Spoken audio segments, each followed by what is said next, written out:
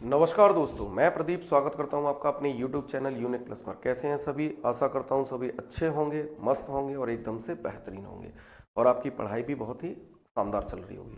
दोस्तों, जैसा पता है आपको कि एसएससी जीडी और यूपी पुलिस के एग्ज़ाम फरवरी से स्टार्ट होने वाले हैं, तो जिसके लिए हमने सौर सीरीज की शुरुआत की थी।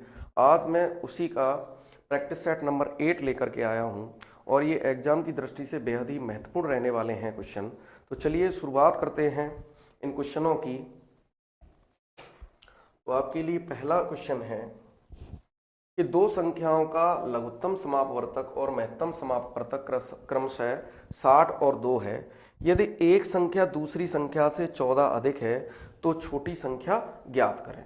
तो क्या कहा गया है कि लासा और मासा आपको दे रखा है, एलसीएम और कितना दे रखा है, एलसीएम इसका 60 है और एचसीएफ कितना है, 2 है। तो हमें क्या पता है कि दो संख्याओं का गुणनफल, दो संख्याओं का गुणनफल, दो संख्याओं का जो गुणनफल होता है वह उनके एलसीएम और एचसीएफ के गुणनफल के बराबर होता है। तो एलसीएम इंटू एचसीएफ। तो यहां से दोनों संख्याओं का गुणनफल कितना आएगा, आप कहोगे 120 हो गया।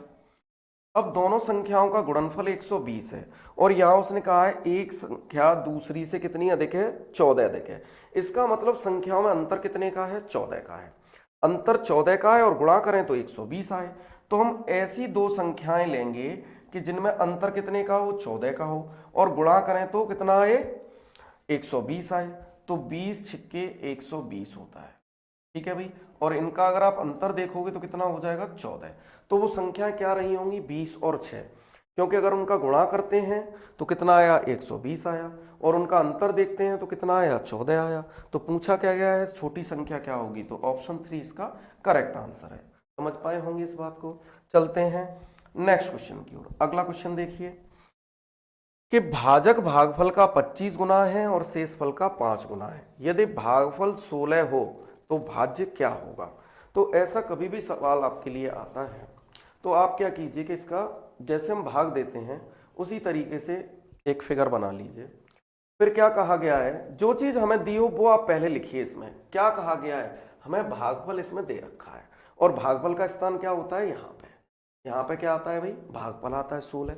ये क्या होता है, ये भाजक का स्थान होता है। ये किसका स्थान होता है, ये भाज्य का होता है। और ये नीचे शेषफल का। अब क्या कहा गया है, अब पढ़ते हैं सवाल को कि उसने कहा है कि जो भाजक है ना वो भागफल का कितने गुना है, 25 गुना। मतलब जो भाजक है भागफल का कितना है, 25 गुना।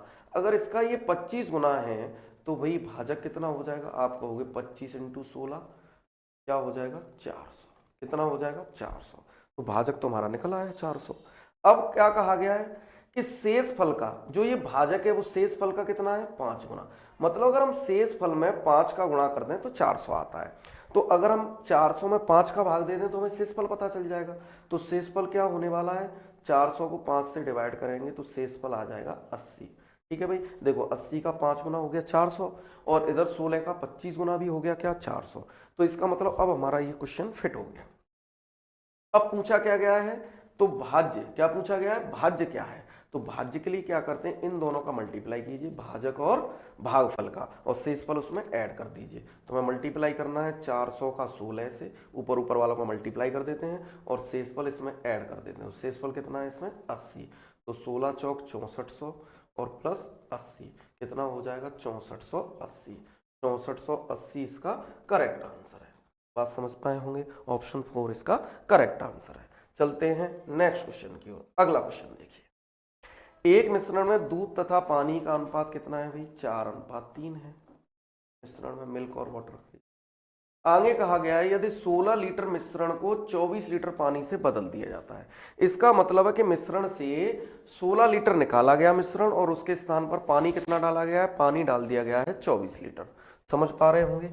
तो आप, ये कोई बर्तन है, ये कोई बर्तन है और जिसमें अनुपात कितना है, 4:3 है। अगर इसमें से 16 लीटर निकाला गया, क्या निकाला गया, 16 लीटर, और 16 लीटर निकाला गया तब भी अनुपात नहीं बदलेगा, मिल्क और वाटर का अनुपात यही रहने वाला है। ठीक है भाई, जब यही अनुपात रहने वाला है, क्योंकि जब भी मिश्रण में से कितनी भी क्वांटिटी निकाल ली जाए तो उसका अनुपात नहीं बदलता। ठीक है भाई, तो अब क्या किया गया कि इसने इसकी जगह पे डाला क्या है इसमें वाटर, और वाटर कितना डाला है 24 लीटर। 24 लीटर पानी डालने से हुआ क्या, यह अनुपात कितना हो गया 4:5 हो गया। ठीक है भाई, तो जब भी अनुपात में मिश्रण में कोई नई चीज मिलाई जाती है तो जो चीज मिलाई जाती है उसके अनुपात को बराबर नहीं करते, अनुपात हमेशा दूसरे का बराबर किया जाता है।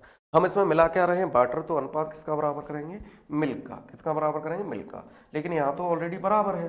तो यहाँ पे देखिए 3 से 5 वाटर होने में कितना लीटर पानी डालना पड़ा 24, तो 24 का अंतर दो रेशियो का अंतर आया कितने लीटर में 24 लीटर में।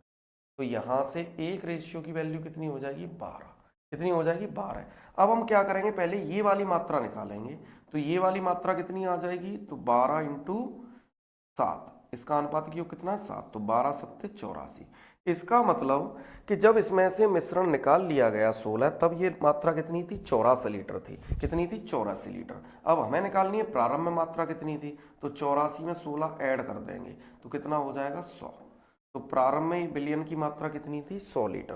तो ऑप्शन 2 इसका करेक्ट आंसर है। समझ पाए होंगे, एक ही कंसेप्ट है, जब भी मिश्रण में से कुछ भी बिलियन निकाला जाए, ठीक है, तो उसका अनुपात नहीं बदलता। ठीक है, जब उसमें कुछ हम नया डालेंगे, पानी या दूध जैसा भी मिश्रण हो, तब क्या होता है अनुपात बदलेगा, निकालने पे अनुपात कभी नहीं बदलता। हाँ, उसकी क्वांटिटी जरूर बदलती है, मात्रा बदलेगी, लेकिन अनुपात नहीं बदलेगा। चलते हैं नेक्स्ट क्वेश्चन की ओर। अगला क्वेश्चन देखिए, रामू कॉफी 15 रुपए प्रति कप बेचता है। कॉफी में दूध तथा चीनी का अनुपात 3:7 है, 3:5 है, तथा चीनी तथा दूध के मूल्य का अनुपात 7:3 है। मतलब जो चीनी और दूध का मूल्य है वो 7:3 के अनुपात में है। यदि वह 66.66% लाभ प्राप्त करता है तो चीनी का क्रय मूल्य ज्ञात करें। तो भाई सबसे पहले कि उसे लाभ हुआ है 66.66% का, 66.66% की जो भिन्न बनती है वह कितनी बनती है 3/5। कितनी बनती है 3/5, सॉरी 3/5 कहाँ से 2/3। तो 66.66% की जो भिन्न बनती है वो कितनी बनती है 2/3। इसका मतलब अगर 3 रुपए इसका सीपी है तो 2 रुपए का क्या हो रहा है इस पर कप को बेचने पर प्रॉफिट हो रहा है। तो ओवरऑल कप का एसपी जो बना वह कितना बना 5। तो 5 रेशियो के बराबर कप का विक्रय मूल्य कितना है 15। 15 रुपए में कप को बेचता है, तो 1 रेशियो के बराबर कितना हो जाएगा यहाँ से 3 हो जाएगा। कितना हो जाएगा 3 हो जाएगा। तो 3 रेशियो के बराबर कितना हो जाएगा यहाँ से, तो 3 × 3 9 रुपीज। तो 9 रुपए प्रति कप उसे पड़ रहा है। ठीक है, तो जो उसका क्रय मूल्य आया वह क्या निकल के आया 9 रुपए प्रति कप। ठीक है, तो 9 रुपए प्रति कप। अब यहाँ पे चीनी और दूध, अगर चीनी तथा दूध के मूल्य का अनुपात कितना है 7:3। इसका मतलब अगर 7x रुपए प्रति लीटर दूध है, सॉरी चीनी है 7x रुपए प्रति किलोग्राम चीनी है, तो दूध कितना है 3x रुपए प्रति लीटर। ठीक है भाई, ये दोनों का मूल्य का अनुपात 7:3 था। ये क्या है भाई, ये चीनी है, शुगर है, और ये क्या है मिल्क है। अब दोनों का जब उसने मिक्सचर किया तो उसे वो जो मिक्सचर तैयार हुआ वह 9 रुपए प्रति कप का तैयार हुआ, वो हमने क्या रख लिया बीच में। ठीक है, अब इनकी जो क्वांटिटी का रेशियो है वह कितना है 3:5। कितना है 3:5। तो हम क्या करेंगे कि इन दोनों का जो अंतर है, अंतर कितने का है 4x का, उसे हम इस अनुपात में बांटेंगे। तो अनुपात कितना हो जाएगा भाई 8। तो 4x के बराबर 8 है, तो यहाँ से 1 रेशियो की वैल्यू कितनी आएगी 2। 1 रेशियो की वैल्यू कितनी आएगी 2, तो 1x की वैल्यू कितनी आ जाएगी 2। तो यहाँ से शुगर कितनी हो जाएगी 14 रुपए प्रति किलोग्राम, और यहाँ से मिल्क निकलेगा 6 रुपए प्रति लीटर। ठीक है भाई, तो चीनी का जो मूल्य आया वह कितना आया 14 रुपए प्रति किलोग्राम। ठीक है भाई, तो देखिए आप यहाँ से अगर माइनस भी करोगे तो 9 में से 14 जाएगा 5, अनुपात यही रहने वाला है, और 6 को 9 में से माइनस करोगे तो कितना हो जाएगा 3। देखिए सेम आया अनुपात। तो इसका मतलब कि जो चीनी की प्राइस है वह कितनी है 14 रुपए प्रति किलोग्राम। ठीक है, तो ऑप्शन 4 इसका करेक्ट आंसर है। चलते हैं नेक्स्ट क्वेश्चन की ओर। अगला क्वेश्चन देखिए, किसी चुनाव में 2 उम्मीदवार हैं, 10% मतदाताओं ने वोट नहीं डाला, 2500 वोट अवैध घोषित हुए, तथा जीतने वाला प्रत्याशी वैध मतों का 55% प्राप्त करता है तथा 2000 वोटों से जीते, तो पंजीकृत मतदाताओं की संख्या ज्ञात कीजिए। तो मान लीजिए पंजीकृत मतदाताओं की संख्या कितनी है x। ठीक है भाई, इसमें 10% मतदाताओं ने अपना वोट नहीं डाला, तो इस मतलब कितने मतदाताओं ने वोट डाला है? 90% ने। ठीक है भाई, तो 90/100। आगे क्या कहा गया कि 2500 वोट, अब ये डाले गए वोट हो गए, ठीक है, इसमें से 2500 वोट अवैध घोषित कर दिए, तो 2500 वोट हमने इसमें से माइनस कर दिए। अब ये वोट कैसे बचे? ये वाले, अब ये वोट बचे वैध वोट। क्या बचे? वैध वोट बचे। इनमें से हार जीत होनी है। अब क्या कहा गया है कि जीतने वाले प्रत्याशी को वैध मतों का 55% मत हासिल हुआ। तो जब जीतने वाले विनर को 55% हासिल हुए, तो लूजर को कितने? 45% हासिल हुए होंगे। ठीक है भाई, तो यहां जो विनर है वह कितने परसेंट से जीत रहा है? 10% से। कितने परसेंट से जीत रहा है? 10% से। मतलब वैध मतों के 10% से जीत रहा है विनर। तो वैध मत हमारे ये हैं, इसका 10% से जीत रहा है, तो 10/100, 10%। और इसकी वैल्यू कितनी दे रखी है? उन वोटों की वैल्यू है 2000। वोटों में देखा जाए 2000 से जीत रहा है, तो 0 से 0 कैंसिल हो जाएगा। 10 का इधर मल्टीप्लाई करेंगे तो ये कितना हो जाएगा? 20,000। कितना हो जाएगा? 20,000। तो 20,000 बराबर ये कितना हो जाएगा?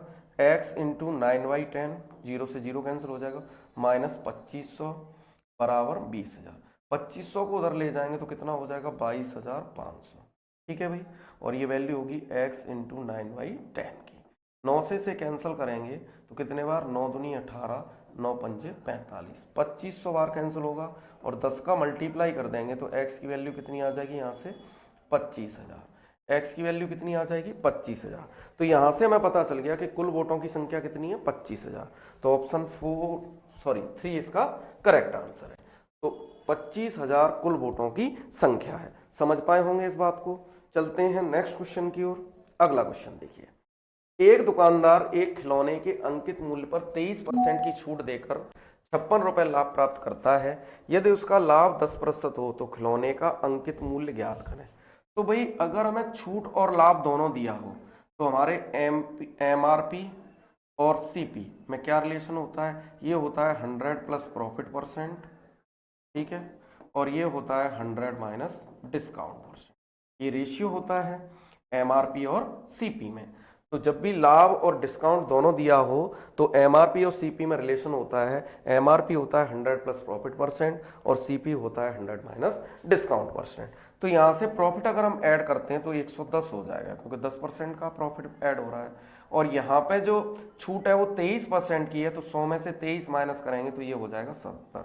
11 से ये 10 बार कैंसिल हो जाएगा और 11 से ये 7 बार। इसका मतलब जिस वस्तु का CP 7 रुपए है उस पर MRP कितना डला है? 10 रुपए। ठीक है भाई, तो क्या कहा गया है कि लाभ 56 रुपए प्राप्त करता है भाई। तो भाई हमारे हिसाब से यहां पे CP 7 रुपए हो गई और MRP कितना हो गया? 10 रुपए। एक एक जीरो बढ़ा लीजिए, 70 वाली कितने में हो जाएगी? 100 में हो जाएगी। ठीक है, अब यहां से अगर वह 23% की छूट देता है, कितने की? 23% की छूट देता है, तो भाई ये आइटम कितने का बिकेगा? 77 रुपए का बिकेगा। ठीक है भाई, 77 रुपए का बिकेगा या नहीं बिकेगा? क्योंकि 100 का 23%, 23 रुपए की छूट हो जाएगी। 77 रुपए क्या बन जाएगा? SP। और CP कितना है इसका? 70 रुपए। तो भाई कितने रुपए का लाभ हो रहा है? 7 रुपए का। कितने का हो रहा है? 7 रुपए का। और क्वेश्चन में हो रहा है 56 रुपए का, तो 7 रेशियो के बराबर 56। यहां से 1 रेशियो की वैल्यू निकल के कितनी आएगी? 8 रुपए। कितनी निकल के आएगी? 8। तो पूछा क्या गया है? MRP। तो अंकित मूल्य हमने कितना माना था? 100। तो 100 रेशियो की वैल्यू 100 इंटू 8 कितना हो जाएगा? 800 रुपए। तो वस्तु का जो MRP रहने वाला है वह कितना रहने वाला है? 800 रुपए। ठीक है, समझ पाए होंगे। चलते हैं नेक्स्ट क्वेश्चन की ओर। अगला क्वेश्चन देखिए, A किसी कार्य को 12 दिन में कर सकता है तथा B इस कार्य को 15 दिन में कर सकता है। ठीक है भाई, A कितने दिन में कर रहा है? 12 दिन में। B कर रहा है 15 दिन में। तो सबसे पहले हम काम निकाल लेते हैं। काम कितना आएगा? 60। ये 5 यूनिट काम करेगा और ये 15 चौक 60 यूनिट काम करेगा एक दिन में। आगे क्या कहा गया है? वह एक साथ कार्य की शुरुआत करते हैं तो B कार्य समाप्त होने से कितने दिन पहले कार्य छोड़ दे ताकि कार्य 8 दिन में समाप्त हो सके। भाई काम किसने छोड़ा है? B ने काम छोड़ दिया है। कुछ दिन करने के बाद B ने काम छोड़ दिया है और कार्य 8 दिन में समाप्त हुआ है। इसका मतलब कि A ने 8 दिन तक काम किया, और जब ये एक दिन में 5 यूनिट काम करता है तो 8 40 यूनिट। इसने 8 दिन में कितने यूनिट काम किया होगा? 40 यूनिट। अब 40 यूनिट काम इसने किया होगा तो इसका मतलब ये 20 यूनिट 60 टोटल काम में से मैंने 40 यूनिट काम ए का काम घटा लिया, तो ये 20 यूनिट काम किसने किया होगा, ये काम बी करके चला गया होगा। ठीक है भाई, तो बी अगर एक दिन में 4 यूनिट काम करता है तो उसने कितने दिन तक काम किया होगा, 5 दिन तक। कितने दिन तक, 5 दिन तक। पर पूछा क्या गया है कि कार्य समाप्त होने से कितने दिन पहले छोड़ा है, तो भाई 8 दिन अगर टोटल काम हुआ है और इसमें 5 दिन बी ने काम किया है, तो 8 में से 5 घटा दोगे, इसका मतलब 3 दिन पहले उसने काम को छोड़ा है। 3 दिन पहले उसने काम को छोड़ा है। ठीक है भाई, तो 3 दिन पहले उसने काम को छोड़ा है। समझ पाए होंगे इस बात को। चलते हैं नेक्स्ट क्वेश्चन की ओर। अगला क्वेश्चन देखिए, 8% वार्षिक साधारण ब्याज की दर से कितने वर्षों में मूलधन तथा मिश्रधन का अनुपात 5:8 हो जाएगा। भाई 5 से धन कितना हो जाएगा, 8 हो जाएगा। ठीक है भाई, तो 5 से 8 होने का मतलब ये धन भाई कितना बढ़ गया, आप कहोगे 3 रुपए, तो 3 गुणा 100/5, तो 5 से ये 20 बार और 20 दिया 60%, तो कुल मिला के 60% बढ़ गया धन। धन से जो हमारा ब्याज है, ब्याज कितना बढ़ गया, 3 रुपए। 5 से अगर 8 हो गया तो कितना बढ़ गया, 60%, और 60% बढ़ गया। और यहां पे जो रेट कितनी दे रखी है, यहां पे जो रेट दे रखी है वो 5% है। ठीक है भाई, तो हमारा जो ब्याज बनता है वो रेट और टाइम के गुणनफल से बनता है। किससे बनता है, रेट और टाइम के गुणनफल से बनता है।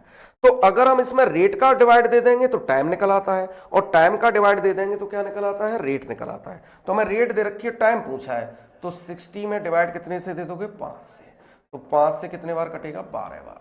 तो 12 वर्ष में यह धन कितना हो जाएगा, 5 से 8 हो जाएगा। ठीक है भाई, तो 12 वर्ष इसका करेक्ट आंसर है। समझ पाए होंगे इस बात को। चलते हैं नेक्स्ट क्वेश्चन की ओर। अगला क्वेश्चन देखिए, 70 किलोमीटर प्रति घंटा और 80 किलोमीटर प्रति घंटे की गति वाली 2 ट्रेन दिल्ली और आगरा के बीच एक दूसरे के विपरीत दिशा में, ये भाई आगरा से कहा, दिल्ली के बीच 2 ट्रेन है, एक इधर से आ रही है और एक इधर से जा रही है। एक की चाल 70 किलोमीटर प्रति घंटा है और दूसरी की 80 किलोमीटर प्रति घंटा।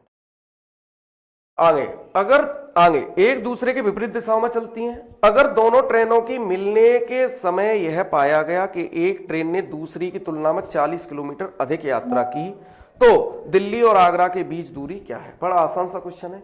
आप एक बात बताइए कि ये चलेगी 1 घंटे में 70 और ये चलेगी कितना, 80। कितना चलेगी, 80। तो दोनों की आप अगर रिलेटिव स्पीड का हिसाब देखें तो ये इससे हर घंटे 10 किलोमीटर ज्यादा चलेगी। ये ट्रेन अगर हर घंटे 10 किलोमीटर ज्यादा चलेगी और यहां पे कितना ज्यादा चली है, 40। कितना ज्यादा चली है, 40। तो ये जनरली सी बात है कि 4 घंटे ये चली होगी और 4 घंटे ये चली होगी। जब ये दोनों मिली ट्रेन है तो ये वाली ट्रेन इससे 40 किलोमीटर ज्यादा चलाई होगी। ठीक है भाई, तो इसका मतलब हमें ये पता चल गया कि भाई 4 घंटे में इन ट्रेनों की क्या हुई होगी, मुलाकात हुई होगी। कितने में, 4 घंटे में। तो जब ये 4 घंटे में मिली होंगी तो कुल दूरी कैसे निकालोगे, इनकी रिलेटिव स्पीड कितनी होगी, 150। कितनी हो जाएगी, 150। दोनों की चाल S1 + S2 जोड़ेंगे तो कितना हो जाएगा, 150। तो 150 से 4 घंटे में कितना चलेंगी ये, 600 किलोमीटर। ठीक है, तो 600 किलोमीटर इसका करेक्ट आंसर है। ठीक है भाई, क्योंकि यहां से आप इस बात को समझें कि दोनों विपरीत दिशा में चल रही हैं। एक ट्रेन 70 चलेगी और ये कितना चलेगी, इधर से 80 चलेगी, मतलब हर घंटे 10 किलोमीटर ज्यादा चलेगी। हर घंटे 10 किलोमीटर ये वाली ट्रेन ज्यादा चलेगी, तो 40 किलोमीटर इन दोनों, एक ट्रेन जो दूसरी वाली ट्रेन है 40 किलोमीटर ज्यादा चल गई है जब इससे मुलाकात हुई तब पहली वाली ट्रेन से। इसका मतलब जब हर घंटे 10 किलोमीटर चलेगी ज्यादा, तो 40 किलोमीटर चलने के लिए उसे 4 घंटे चाहिए। 4 घंटे में ये 40 किलोमीटर ज्यादा चल जाएगी, किससे, पहली वाली ट्रेन से, दूसरी वाली ट्रेन। तो 4 घंटे में जब ये मिली है तो दोनों की रिलेटिव स्पीड कितनी होगी, 150, और 4 घंटे में 600 किलोमीटर की दूरी ये तय करेंगी दोनों ट्रेनें मिला के। तो आगरा से और दिल्ली की दूरी कितनी आ गई, 600 किलोमीटर। चलते हैं नेक्स्ट क्वेश्चन की ओर। अगला क्वेश्चन देखिए, एक कमरे की चारों दीवारों का क्षेत्रफल 168 वर्ग मीटर है। तो कमरे की चारों दीवारों का क्षेत्रफल क्या होता है, 2 कोष्टक लंबाई प्लस चौड़ाई इंटू ऊंचाई। ये चारों दीवारों का क्षेत्रफल है, वो हमें दिया है 168। कमरे की लंबाई और चौड़ाई क्रमशः, ये होनी चाहिए कमरे की लंबाई और चौड़ाई क्रमशः कितनी है, कमरे की चौड़ाई और ऊंचाई, चौड़ाई 8 मीटर है और ऊंचाई कितनी है, 6। तो 168 बराबर 2 कोष्टक ठीक है। तो चौड़ाई और ऊंचाई दे रखी है, लंबाई दी नहीं है। चौड़ाई कितनी है 8 और ऊंचाई कितनी है यहाँ की 6। ठीक है भाई। तो 6 से इसे कैंसिल करेंगे तो 6 दूनी 12 बचेगा 4 48, तो 6 अट्ठे 48। 2 से कितने बार कैंसिल हो जाएगा ये 14 बार। तो l प्लस 8 बराबर 14 है, l को इधर ले जाएंगे तो l बराबर कितना आ जाएगा 6। तो 6 मीटर इसकी क्या होने वाली है लंबाई। तो ऑप्शन 3 इसका करेक्ट आंसर है। ठीक है भाई, ये तो फॉर्मूला बेस्ड क्वेश्चन है, सबको याद होगा ये फॉर्मूला कि कमरे की 4 दीवारों का क्षेत्रफल होता है 2 ब्रैकेट लंबाई प्लस चौड़ाई इंटू ऊंचाई। ठीक है भाई। और इसे अगर हमें परिमाप भी दिया हो तो परिमाप गुणा ऊंचाई भी होता है, क्योंकि आयत का जो परिमाप होता है वह क्या होता है 2 कोष्टक लंबाई गुणा चौड़ाई। तो कभी कभी एग्जाम में परिमाप भी दे देता है, तो बिल्कुल टेंशन नहीं लेनी है, परिमाप में ऊंचाई का गुणा कर दें तब भी चारों दीवारों का क्षेत्रफल निकल आता है। चलते हैं नेक्स्ट क्वेश्चन की ओर। अगला क्वेश्चन, दो शंकु की ऊंचाइयों में अनुपात, ऊंचाइयों में अनुपात 1:3 है और उनके आधार के व्यासों में अनुपात 3:5 है, तो उनके आयतनों में अनुपात क्या होगा, उनके आयतनों में अनुपात क्या होगा। तो भाई सबसे पहले जाते हैं हम आयतन के फॉर्मूले पर। आयतन का फॉर्मूला किस बात पर डिपेंड करता है, आयतन होता है 1/3 पाई आर स्क्वायर एच। तो 1/3 पाई तो क्या हो गया कांस्टेंट हो गया। तो आयतन किस बात पे डिपेंड करेगा, त्रिज्या के वर्ग पे और ऊंचाई के गुणनफल पे। ठीक है भाई। तो अब बात करते हैं, यहाँ पे ऊंचाई का दे रखा है, तो ऊंचाई का अनुपात कितना है 1:3 है। ठीक है भाई।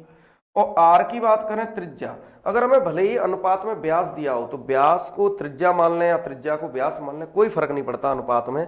तो हम इसे व्यास के अनुपात मान लें या त्रिज्या का अनुपात मान लें, बात एक ही है। तो हम इसे त्रिज्या का अनुपात मानेंगे तो इसे 3:5 दिया है। कितना दिया है 3:5, लेकिन यहाँ पे वर्ग है, क्या है वर्ग है, तो हम भी क्या कर देंगे यहाँ पे वर्ग कर देंगे। ठीक है भाई। तो यहां से ये कितना हो जाएगा 9:25 हो जाएगा। ठीक है भाई। तो आयतन कैसे बनता है, जब इनका आपस में क्या हो जाएगा आर स्क्वायर की वैल्यू ये हो गई, तो आर स्क्वायर और एच का क्या हो जाएगा मल्टीप्लाई, तो क्या बन जाएगा आयतन। ठीक है भाई। तो यहां जब मल्टीप्लाई करेंगे तो यहां से यहां पहले काट लीजिए, कितनी बार हो गया 3 बार, तो 3 एकम 3 यहां से मल्टीप्लाई हो जाएगा 3 एकम 3 और ये हो जाएगा 25। तो 3:25 इनके आयतनों का जो अनुपात आएगा ये कॉन 1 C1 और C2, कॉन 1 और कॉन 2 के जो आयतनों का अनुपात होगा वह कितना होगा 3:25 होगा। ठीक है भाई। अगर मैं इस व्यास को आधा करता भी, नीचे बटे 2 रखता भी, तो 2 से 2 क्या हो जाता कैंसिल हो जाता। इसलिए हमने व्यास मान लो या त्रिज्या मान लो, यहाँ पे कोई फर्क नहीं पड़ने वाला। ठीक है भाई। अनुपात में तो ये बात समझ पाए होंगे, हमने क्या किया ऊंचाई का अनुपात ले लिया और त्रिज्या का जो अनुपात था उसका क्या कर लिया वर्ग, क्योंकि फॉर्मूला क्या होता है आर स्क्वायर एच, क्योंकि मैं त्रिज्या के स्क्वायर से उसकी ऊंचाई का गुणा करना है। बात समझ पाए होंगे इसे। चलते हैं नेक्स्ट क्वेश्चन की ओर। अगला क्वेश्चन देखिए, एक नाव धारा के अनुकूल 3 घंटे में 24 किलोमीटर जाती है। भाई धारा के अनुकूल जो चाल होती है वह क्या होती है, धारा के अनुकूल x + y, मतलब ये होती है नाव की चाल और ये धारा की चाल। तो नाव के जो धारा के अनुकूल चाल होती है वो क्या होती है, दोनों जुड़ जाती हैं। तो ये बन गई क्या धारा की दिशा में चाल या अनुकूल चाल। तो चाल बराबर होता है दूरी बटे समय, तो 24/3, 24 किलोमीटर जाने में 3 घंटे लगते हैं, इसका मतलब ये आ गई 8 किलोमीटर प्रति घंटा। तो जो चाल आ गई धारा के अनुकूल वो कितनी आ गई 8 किलोमीटर प्रति घंटा। आगे क्या कहा गया है, किंतु समान दूरी को धारा के प्रतिकूल तय करने में 12 घंटे लगते हैं। तो धारा के प्रतिकूल जो चाल होती है वह क्या होती है x - y, तो यहाँ उतनी ही दूरी जाने में उसे कितना टाइम लगता है 12 घंटे लगते हैं। तो यहाँ जो चाल निकलेगी वो कितनी निकलेगी 2 किलोमीटर प्रति घंटा। इसका मतलब जब नाव धारा के अनुकूल जाती है तो उसकी चाल 8 किलोमीटर प्रति घंटा है और धारा के प्रतिकूल वापस आती है तो उसकी चाल कितनी है 2 किलोमीटर प्रति घंटा है। तो पूछा गया नाव की स्थिर जल में गति क्या होगी, तो नाव की स्थिर जल में गति क्या होगी कि दोनों को जोड़ के अगर हम 2 का भाग देते हैं तो बोट की चाल निकलती है। ठीक है भाई। तो 8 + 2/2, मतलब दोनों को जोड़ के 2 का भाग देंगे तो यहाँ क्या मिलेगा हमें नाव की चाल मिलेगी। और अगर धारा की चाल पूछी जाए, क्या पूछी जाए धारा की चाल, तो इनके अंतर में 2 का भाग दे दीजिए। ठीक है भाई। तो अंतर कितना हो जाएगा 6 और 6/2 मतलब 3 किलोमीटर पर आवर। तो ये धारा की चाल हो गई और ये नाव की चाल 5 किलोमीटर प्रति घंटा हो गई। तो कभी भी हमें धारा की दिशा में चाल दी हो, धारा के प्रतिकूल दी हो, तो दोनों को जोड़ के 2 का भाग देंगे तो क्या आएगी, नाव की चाल आएगी, और दोनों के अंतर में 2 का भाग देंगे तो किसकी चाल आएगी, धारा की चाल आएगी। समझ पाए होंगे इसका। तो क्या पूछा गया था, नाव की चाल, तो नाव की चाल क्या हो जाएगी, 5 किलोमीटर प्रति घंटा। चलते हैं नेक्स्ट क्वेश्चन की ओर। अगला क्वेश्चन देखिए, 5,12,000 रुपए पर 12.5% प्रतिवर्ष की चक्रवृद्धि ब्याज की दर से 3 वर्ष का चक्रवृद्धि ब्याज क्या होगा। तो रेट हमारी कितनी है, 12.5%, और 12.5% की जो फ्रैक्शन होती है वह कितनी होती है, 1/8। तो पहली साल जो हमारा धन होने वाला है वह 8 से 9 होने वाला है, अगली साल भी 8 से 9 हो जाएगा, और अगली साल भी 8 से 9 हो जाएगा, क्योंकि 3 साल की बात है। तो यहाँ से 8 अट्टे 64, 64 अट्टे 512, तो 512 रुपए का धन कितना हो जाएगा, 9 का क्यूब 729 हो जाएगा। ठीक है भाई। तो सी आई कितना बनेगा, सी आई बनेगा 7, 9 में से 2 गया 7, 1 और 2, 217 रुपए। ठीक है भाई। अब धन हमारा कितना दिया है, 5,12,000। इसका मतलब कितना, इसका अगर हम इसमें 1000 का मल्टीप्लाई करते हैं, कितने का, 1000 का मल्टीप्लाई करते हैं तो कितना हो जाएगा, 5,12,000 हो जाएगा। ठीक है। तो सी आई में भी कितने का कर रहेंगे, 1000 का मल्टीप्लाई कर देंगे तो 2,17,000, 2,17,000 इसका क्या बनेगा, सी आई बनेगा। समझ पाए होंगे इस बात को, क्योंकि ये जो हमारे अकॉर्डिंग जो मूलधन 512 आया और क्वेश्चन में कितना है, 5,12,000, इसका 1000 गुना है, तो हमने सी आई को भी क्या कर दिया, जो सी आई 217 थी उसको भी 1000 गुना करेंगे तो 2,17,000 इसका क्या होगा, सी आई बनेगा। चलते हैं नेक्स्ट क्वेश्चन की ओर। अगला क्वेश्चन, 2 बराबर लंबाई की रेलगाड़ियां किसी पोस्ट को क्रम से, भाई ये कोई पोस्ट है और इसे बराबर लंबाई की रेलगाड़ियां, एक ये है और एक ये है, दोनों बराबर लंबाई की हैं, क्रमशः 8 सेकंड और 9 सेकंड में पार कर जाती हैं, 8 सेकंड और 9 सेकंड में पार कर जाती हैं। ठीक है भाई। तो जब भी ट्रेनें किसी खंबे को या पोस्ट को पार करती हैं तो अपनी लंबाई के बराबर चलती हैं। तो हम क्या करेंगे, इनका एलसीएम लेकर के लंबाई मान लेंगे। तो 8 और 9 का एलसीएम कितना आएगा, 72। कितना आएगा, 72। तो मान लीजिए कि प्रत्येक जो ट्रेन है वो 72 मीटर लंबी है। कितनी है, 72 मीटर। ये भी 72 मीटर लंबी है और ये ट्रेन भी कितनी है, 72 मीटर। कितनी लंबी है, 72 मीटर। अगर इसने किसी पोस्ट को पार किया है तो अपनी ही लंबाई को पार किया है, तो 72 मीटर जाने में उसे कितना टाइम लगा, 8 सेकंड। इसका मतलब जो पहली ट्रेन की चाल आएगी 72 मीटर जाने में अगर 8 सेकंड लगते हैं तो इसका मतलब इसकी चाल आ गई 9 मीटर पर सेकंड। ऐसी दूसरी चाल की चाल कितनी है, 72 मीटर की जो दूरी है वह कितने टाइम में इसने 9 सेकंड में तय की है, तो यहां आ जाएगा 8 मीटर पर सेकंड दूसरी की चाल आ जाएगी। अब क्या कहा गया है, तो विपरीत दिशा में वे एक दूसरे को कितने समय में पार करेंगी। तो विपरीत दिशाओं में अगर वो आ रही हैं तो दूरी कितनी हो जाएगी, उनकी टोटल लंबाई कितनी हो जाएगी, 72 + 72। ठीक है भाई। चाहे समान दिशा में ट्रेन एक दूसरे को पार करें या विपरीत दिशा में, दोनों की लंबाइयां जुड़ जाती है, तो टोटल लंबाई कितनी हो जाएगी, 72 + 72। और विपरीत दिशाओं में आएंगी तो इनकी रिलेटिव स्पीड कितनी हो जाएगी, 9 और 8 17। कितनी हो जाएगी, 9 और 8 17। तो कितना हो जाएगा ये 144/17। कितना हो जाएगा, 144/17। तो 17 7 119, 17 8 136, तो लगभग 8 बार जाएगा। तो एक ही ऑप्शन है हमारे पास 8.47।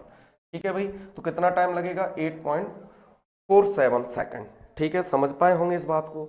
इस बात को हम दूसरे भी तरीके से डायरेक्ट भी हम बना सकते थे, क्योंकि अगर दोनों ट्रेनों की लंबाइयां समान है तो भाई अगर हमें ये पता हो कि समान लंबाइयां हैं, समान दूरी है, तो भाई दूरी अगर समान होती है, अगर हम उनकी स्पीड का रेशियो को टाइम के रेशियो को उल्टा कर दें, टाइम का रेशियो कितना था, 8:9 था, तो स्पीड का रेशियो यहां से कितना हो जाएगा, 9:8 हो जाएगा। ठीक है भाई।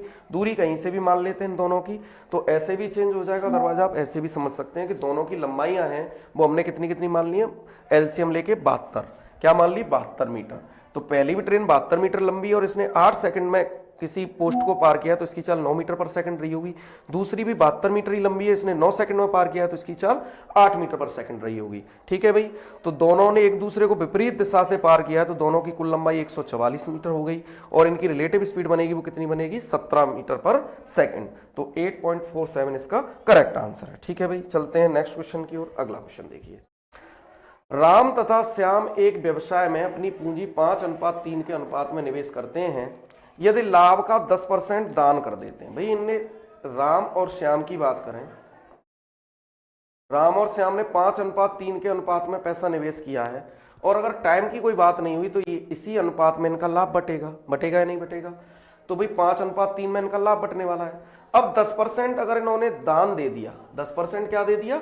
दान दे दिया, तथा राम का हिस्सा 900 रुपए है कुल लाभ में, तो दान देने के बाद तो भाई 90% लाभ कितना बचा? 90%। ठीक है भाई, 10% दान दे दिया तो 90% बचा, और 90% में अगर मैं राम की हिस्सेदारी की बात करूं तो राम को भी कितना मिलेगा?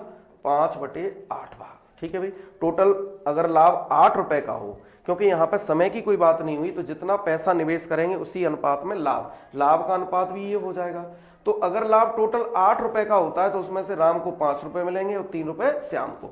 तो भाग की बात करें तो राम को 5/8 भाग मिलेगा 90% का। ठीक है भाई, और इसकी वैल्यू कितनी दे रखी है? 900। कितनी दे रखी है? 900। ठीक है भाई, तो 900 दे रखी है, तो यहां से अगर हम इसे सॉल्व करते हैं तो ये एक बार कट गया, तो ये 10, यहां से कितने बार? 2 बार कैंसिल हो जाएगा, 2 अट्ठे 16, तो यहां से 1% की वैल्यू कितनी हो जाएगी? 16। तो 100% कुल लाभ पूछा है, 100% की वैल्यू कितनी आ जाएगी? 1600। तो 1600 इसका करेक्ट आंसर है। समझ पाए होंगे? 90 से कितनी बार कट जाएगा? 10 बार। ठीक है, 5 से 2 बार कट गया और 8 का इधर मल्टीप्लाई किया तो 16 है, तो 1% के बराबर 16 है, तो 100% के बराबर 1600 रुपए। इस बात को समझ पाए होंगे। चलते हैं नेक्स्ट क्वेश्चन की ओर। अगला क्वेश्चन देखिए, 10 संख्याओं का औसत कितना है? 35 है। तो मान लीजिए ये 10 संख्याएं, कितनी है? 10 संख्याएं, 10 नंबर्स हैं, इनका औसत है वह कितना है? 35 है। 35 का मतलब सारी सारी संख्या हमने क्या मान लिया कि सब की सब 35 है, सब क्या है? 35 है, ये मान के चल रहे हैं हम। आगे क्या कहा गया है? 4 संख्याओं का औसत 41 है। इनमें जो 4 संख्याएं, 4 संख्याओं का औसत 41 है। तो आप ये बताइए कि 35 से 41 कितना ज्यादा है? 6 ज्यादा है। कितना ज्यादा है? 6। तो 4 संख्याओं पर कितना ज्यादा हो जाएगा? 4 छिंग 24 ज्यादा हो गया। कितना ज्यादा हो गया? 24 ज्यादा हो गया। अगर आगे की 4 संख्याओं की बात करें तो यहां पे योग में कितनी वृद्धि हो जाएगी? 24 की। कितनी हो जाएगी? 24 की, क्योंकि जो औसत दिया है वह औसत से, जो 10 संख्याओं के औसत से ये जो 4 संख्याओं का औसत 41 दिया है वो कितना ज्यादा है? 6 ज्यादा है। तो 4 संख्याओं पर कितना योग ज्यादा हो जाएगा? 24 ज्यादा हो जाएगा। आगे क्या कहा गया? अंतिम 5 संख्याओं की बात करें तो 1 2 3 4 5, अगर ये अंतिम 5 संख्याओं की बात करें तो इनका एवरेज कितना है? 30 है। मतलब कितना कम है? 5 कम है। कितना कम है? 5 कम है। तो 5 कम है और संख्या कितनी है? 5। तो 5 पंजे ये क्या हो गया? 25 कम हो गया। ये 25 क्या हो गया? कम हो गया। तो दोनों की अगर रिजल्ट की बात करें तो -1 रहा। अब तक क्या रहा? योग में कमी कितने की हो गई? -1 की कमी हो गई। लेकिन हम करते क्या है कि इसको बैलेंस करके चलते हैं। अब हमसे पूछिए जो यहां पर संख्या बची, क्या पूछी? 5वीं संख्या, वो संख्या क्या होगी? तो यहां तक एक माइनस है, तो इसको क्या कर देंगे? 35 में ऐड कर देंगे। क्या हो जाएगा? बैलेंस हो जाएगा। तो 35 + 1 कितना हो जाएगी? 36। ये संख्या कितनी रही होगी इस जगह पे? 36 रही होगी। ठीक है भाई, अगर यहाँ पे नेगेटिव नंबर आ रहा है तो उसे हम एवरेज में जोड़ देंगे, और पॉजिटिव आएगा तो उसे एवरेज में घटा देंगे। ठीक है भाई, हम ये देखते हैं कुल मिला के योग पे क्या फर्क पड़ा। तो ये 6 संख्याओं में 24 बढ़ गई, और लास्ट की 5 संख्याओं पर 25 कम हो गया योग में, तो 1 की कमी हो गई योग में। अब हम क्या करते हैं? बैलेंस करके चलते हैं। यहाँ 1 कमी हो गई तो यहाँ जो 5वीं संख्या उसको 1 दे देंगे। तो एवरेज 35 था तो हमने 1 ऐड कर दिया, 36 होगा। ये संख्या कौन सी होगी? 36 होगी। समझ पाए होंगे इस बात को। चलते हैं नेक्स्ट क्वेश्चन की ओर। अगला क्वेश्चन, चीनी की कीमत 30% से बढ़ गई और एवं खपत में 10% की कमी हो गई, तो कुल खर्चे में कितने प्रतिशत का परिवर्तन होगा? तो भाई इसे अगर हम नेट चेंज वाले फॉर्मूले से करते हैं तो क्या होता है? x + y + xy/100। ये नेट चेंज का फॉर्मूला होता है। तो यहां क्या कहा गया? 30% चीनी की कीमत बढ़ी है तो 30% हो गया, 30 प्लस ये भी 10% घट गई है, तो इसको क्या लेंगे हम? माइनस में लेंगे, -10, और इन दोनों का गुणा करेंगे, पॉजिटिव और नेगेटिव का क्या हो जाएगा? नेगेटिव। तो 10 × 30 × 10/100 नेट चेंज वाले फॉर्मूले का यूज करेंगे। तो यहां से ये कितना हो जाएगा? 30 - 10 20 हो जाएगा, और 20 - ये कितना हो जाएगा? 3, तो कितना हो जाएगा? 17%। कितना हो जाएगा? 17%। तो 17% इसका करेक्ट आंसर है। 17% क्या होगा? बढ़ जाएगा।